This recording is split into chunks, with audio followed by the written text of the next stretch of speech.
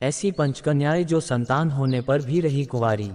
पौराणिक कथाओं के अनुसार पुराने समय में ऐसी 5 कन्याएं थीं जो विवाह के बंधन के बंधने के बाद और संतान को जन्म देने के बाद भी कुंवारी कहलाती हैं। इन्हें पंचकन्याएं या पौराणिक समय की दिव्य कन्याएं कहा जाता है। इनमें से पहली है देवी तारा। देवी तारा समुद्र मंथन से निकली अप्सरा थी। देवी तारा का विवाह वानर राज बाली के साथ हुआ था।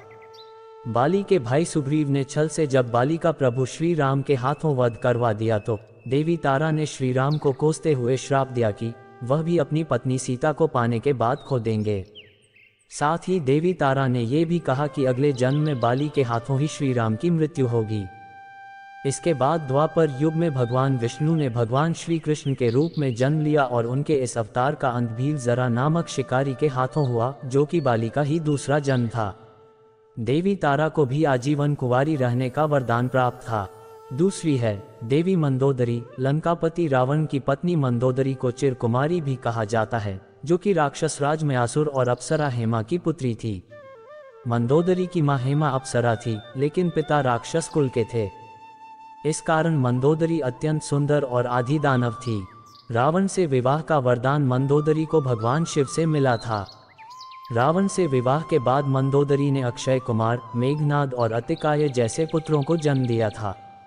मंदोदरी को चिर कौमार्य का वरदान प्राप्त था, इसलिए पुत्रों को जन्म देने के बाद भी उसका कौमार्य भंग नहीं हुआ था। तीसरी है देवी कुंती। देवी कुंती महल में आए संत महात्माओं की सेवा करती थी।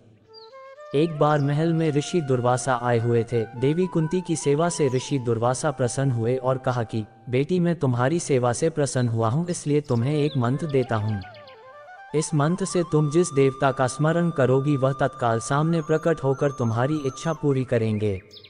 देवी कुंती का विवाह हस्तिनापुर के राजा पांडु से हुआ था, लेकिन पांडु को यह श्राप मिला था कि अगर वह अपनी पत्नी कुंती को स्पर्श करेंगे तो उसकी मृत्यु हो जाएगी। लेकिन पांडु को इस बात की चिंता रहती थी कि उसकी मृत्यु के बाद कुरु वंश समाप्त हो जाएगा।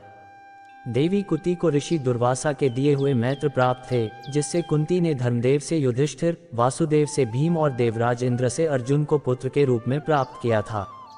इस तरह देवताओं से संतान प्राप्ति के बाद भी कुंती का कौमार्य पवित्र माना गया था। चौथी है देवी अहिल्या। देवी अहिल्या सुंदर होने के साथ ही संस्कारी, सुशील और पतिव्रता नारी थी। अहिल्या का विवाह गौतम ऋषि के साथ हुआ था। शास्त्रों के अनुसार गौतम ऋषि एक बार स्नान के लिए प्रातःकाल आश्रम से बाहर गए थे। तभी शची के पति देवराज इंद्र बराज इंद्र ने गौतम ऋषि का रूप धारण कर अहिल्या के साथ छलपूर्वक कुकर्म किया। जब इस बात का पता गौतम ऋषि को चला तो उन्होंने देवराज इंद्र और देवी अहिल्या दोनों को श्राप दे दिया। देवी अहिल्या ने गौतम ऋषि से क्षमा याचना भी की और कहा कि इसमें उसका कोई दोष नहीं है, लेकिन गौतम ऋषि नहीं माने और अहिल्या को श्राप दिया कि तुम पत्थर की शिला बनकर निवास करोगी।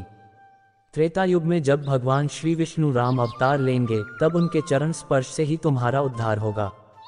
इसके बाद भगवान श्री राम द्वारा अहिल्या का उद्धार हुआ और वह आजीवन कुंवारी कहलाए। पांचवी है देवी द्रौपदी। पुराणों के अनुसार देवी द्रौपदी का जन्म यज्ञ से हुआ था। देवी द्रौपदी सुंदर, समझदार और पवित्र महिला थी। द्रौपदी 5 पांडवों की पत्नी और 5 पुत्रों की माता थी, लेकिन इसके बावजूद द्रौपदी सदा कुंवारी कहलाए।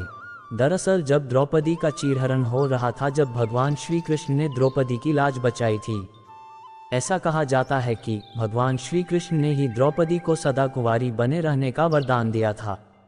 वीडियो अगर पसंद आया हो तो वीडियो को लाइक और हमारे सब्सक्राइब करें और अपने दोस्तों के साथ शेयर करें। धन्यवाद।